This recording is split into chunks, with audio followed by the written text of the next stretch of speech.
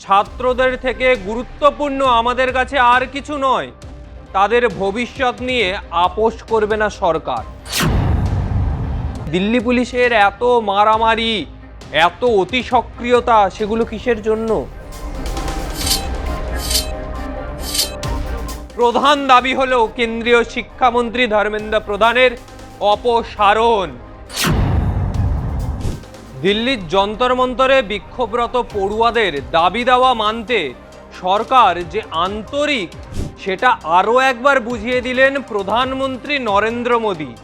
পড়ুয়াদের আন্দোলন, বিরোধীদের সমবেত প্রতিবাদের মধ্যে প্রধানমন্ত্রী নরেন্দ্র মোদী ফের পড়ুয়াদের উদ্দেশ্যে বড়সড় বার্তা দিলেন।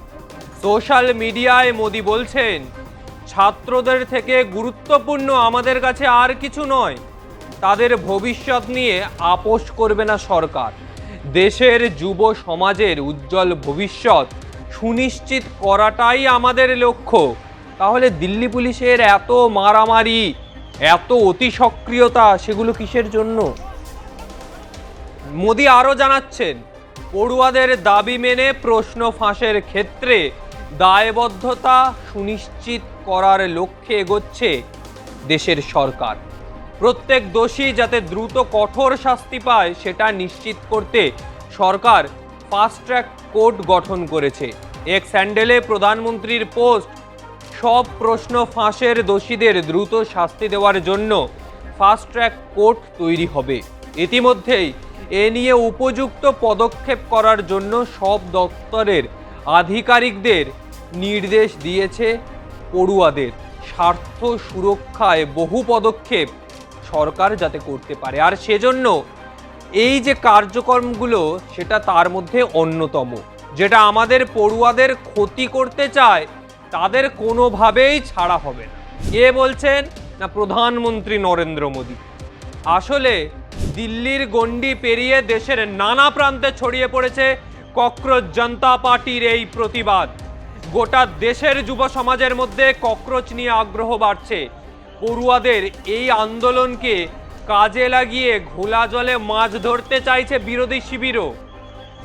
তৃণমূল, কংগ্রেস, প্রত্যেকটা রাজনৈতিক শিবির ককরোচ জনতা পার্টির আন্দোলনকে কাজে লাগিয়ে সরকার ফেলার চেষ্টায় স্বাভাবিকভাবেই নড়ে পড়ছে এবার কেন্দ্র। पूरा विपक्ष एकजुट है और हम एकजुट होकर आवाज उठाएंगे कि आप इस तरह से छात्र के ऊपर, बच्चे के ऊपर जो अपने एग्जामिनेशन को लेकर शांतिपूर्ण आंदोलन कर रहे हैं, आप उस पे डंडा चला रहे हैं, उन पे टीयर गैस कर रहे हैं। आप एकदम फेल है, आप फेल सरकार है। প্রধানমন্ত্রী আগেই বলেছিলেন প্রশ্ন ফাঁস মহাপাপ। এবার সরকার ফাঁস রুখতে কি কি পদক্ষেপ করছে, সেটা ঘোষণা করা শুরু করলেন প্রধানমন্ত্রী। প্রশ্ন ফাঁস নিয়ে কেন্দ্র যে কিছুটা নমনীয় হবে, তার ইঙ্গিত মিলেছিল বুধবার নাড্ডার সাংবাদিক সম্মেলন থেকেই। তিনি বলেন, এটা গোটা দেশের সমস্যা, এই পরিস্থিতি দোষারোপ না করে গঠনমূলক আলোচনা হোক। তিনি স্পষ্ট করে দিয়েছেন, সরকার আলোচনায় বসতে রাজি। সংসদে কখন কবে আলোচনা করতে চায় বিরোধীরা, সেটা স্পষ্ট করুক। তবে কিন্তু যাকে ঘিরে অভিযোগের পাহাড়, সেই ধর্মেন্দ্রকে কি সরানো হবে আদৌ? সূত্রের খবর, সেই সম্ভাবনা একেবারেই নেই। কারণ মোদী সরকার মনে করছে নিটের প্রশ্ন ফাঁসের দায় কোনো মতেই শিক্ষামন্ত্রীর নয়, তাই তাকে সরিয়ে দেওয়া বা বরখাস্ত করা হবে না। ক্লিন চিট পাচ্ছে ধর্মেন্দ্র প্রধান এই বিজেপির কাছ থেকে। যদিও সোনাম ওয়াংচুকের অনশন এবং ককরোচ জনতা পার্টির আন্দোলনের প্রধান দাবি হলো কেন্দ্রীয় শিক্ষামন্ত্রী ধর্মেন্দ্র প্রধানের অপসারণ, আর সেই দাবি দেওয়া এবার মানতে নারাজ কেন্দ্র সরকার। নিটের প্রশ্নপত্র ফাঁস নিয়ে যথাযথ তদন্ত হবে, কিন্তু যেহেতু তাদের দলের নেতা, তাই ধর্মেন্দ্র প্রধানের দিকে কোনো আঁচ যাতে না আসে, সেদিকে প্রধানমন্ত্রী নড়ে চড়ে বসছেন। তার গায়ে তো দাগটা এসে লাগবে, কালির দাগ তো তার পাঞ্জাবিতেও লাগবে এবার। আর সেই কারণে যখন গোটা দেশের ছাত্র সমাজ আজকে রাস্তায় নেমে প্রতিবাদ জানাচ্ছে, এই প্রতিবাদ আমরা দেখেছিলাম নেপালে, শ্রীলঙ্কায়, এই প্রতিবাদ আমরা দেখেছিলাম বাংলাদেশেও। অর্থাৎ ভারতের পড়শি দেশগুলিতে এই প্রতিবাদের ঝড় আছড়ে পড়েছিল। সেই প্রতিবাদ আমরা দেখেছিলাম, এবার সেই জেনজি প্রতিবাদ আবার দেখতে পাওয়া যাবে ভারতের মাটিতে, দেখতে পাওয়া যাচ্ছে। কেন্দ্র সরকার, দিল্লি পুলিশ কার্যত নির্বাক দর্শকের ভূমিকা পালন করতে চলেছিল। এই অভিযোগ বারবার বিরোধী শিবির করেছে। বিরোধী শিবির ককরোচ জনতা পার্টির এই আন্দোলনকে নিয়ে দেশের সরকার ফেলার প্রচেষ্টায় রয়েছে, কিন্তু ককরোচ জনতা পার্টি একবার ভেবে নিয়েছে ধর্মেন্দ্র প্রধানের অপসারণ, ধর্মেন্দ্র প্রধানকে বরখাস্ত করতে হবে। যতক্ষণ না সেটা হচ্ছে ককরোচ জনতা পার্টি এক চুল নড়বে না, এটা স্পষ্ট।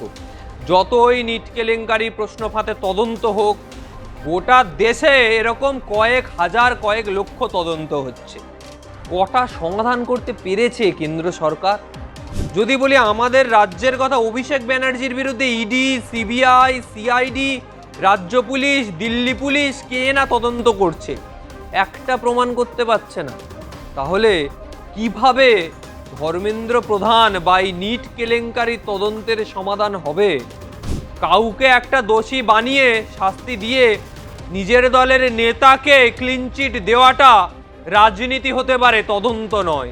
আর সেই কারণেই ককরোচ জনতা পার্টির এই আন্দোলন আরও বেশি ক্ষমতা পাচ্ছে, আরও বেশি ক্ষমতা নিয়ে এই ককরোচ জনতা পার্টি এগোচ্ছে। শুধু ভারত নয়, বিভিন্ন জায়গায় প্রবাসী ভারতীয় যারা রয়েছেন, অন্য দেশে থাকেন, তারাও এসে যোগ দিচ্ছেন, বা সেই দেশেও এই আন্দোলন তারা এগিয়ে নিয়ে যাচ্ছেন, সেই দেশেও তারা এই আন্দোলনের প্রতিবাদ দেখাচ্ছেন।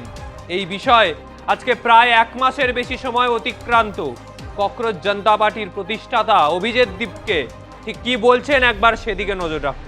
जो लाठी चार्ज हुआ है उस पर मैं बोल चुका हूँ, इट वॉज वेरी ब्रूटल, और जिन पुलिस ऑफिसर्स ने ये करा है उनको लेकर हम कोर्ट में जाएंगे। और हमारे प्रोटेस्ट का आज 34th डे है। सोनम सर की हंगर स्ट्राइक जारी है, आज उनकी हंगर स्ट्राइक का 26th डे है। तो जब तक हमारी डिमांड्स पूरी नहीं होती तब तक हमारा प्रोटेस्ट जारी रहेगा। But we are requesting Sonam sir to end his hunger strike because we can not afford to lose his life. ये बाहर से लोग भेजे जा रहे जानबूझकर प्रोटेस्ट को खराब करने के लिए। हम यहाँ पर 1 महीने से बैठे हुए थे, 1 महीने में ऐसी कोई वारदात नहीं हुई, लेकिन अब क्या हो रहा है, जैसे ये प्रोटेस्ट बड़ा हो गया है तो ये बाहर से गुंडे भेजे जा रहे हैं बीजेपी द्वारा जानबूझकर लोगों को उकसाने के लिए। और यही लोग हैं जो पथराव करे बीजेपी के। पुलिस यहाँ पर पत्थरों के ट्रक लाकर रखती है, बीजेपी के गुंडे आते हैं, वो पत्थरबाजी करते हैं और फिर ককরোচ জনতা পার্টি के लोगों को बदनाम करते हैं। কোনোভাবে এই আন্দোলন থেকে এক চুল সরছে না এই দেশের যুব সমাজ, সেটা স্পষ্ট হয়ে গেল। বিভিন্ন রাজনৈতিক শিবিরের সমর্থন, বিভিন্ন রাজনৈতিক টানাপোড়েনের মাঝখানে দাঁড়িয়ে তাদের দৃপ্ত কণ্ঠ স্পষ্ট করে দিচ্ছে ছাত্রছাত্রীদের ভবিষ্যৎ নিয়ে রাজনীতি হতে পারে না। রাজনীতি পার্লামেন্টে হবে, রাজনীতি রাজনীতির মঞ্চে হবে। ছাত্রছাত্রী, দেশের যুব সমাজের ভবিষ্যৎ নিয়ে এই রাজনীতি দিনের পর দিন চলতে পারে না, সেটা একেবারেই স্পষ্ট করে দিল ককরোচ জনতা পার্টি। তবে আজকের মতো বিদায় নিচ্ছি। দিল্লির আন্দোলন এবার শুধু দিল্লিতে সীমাবদ্ধ নয়, দেশের বিভিন্ন কোণায় এবার ছড়িয়ে পড়বে। সেই আপডেটও প্রতি মুহূর্তে তুলে ধরব।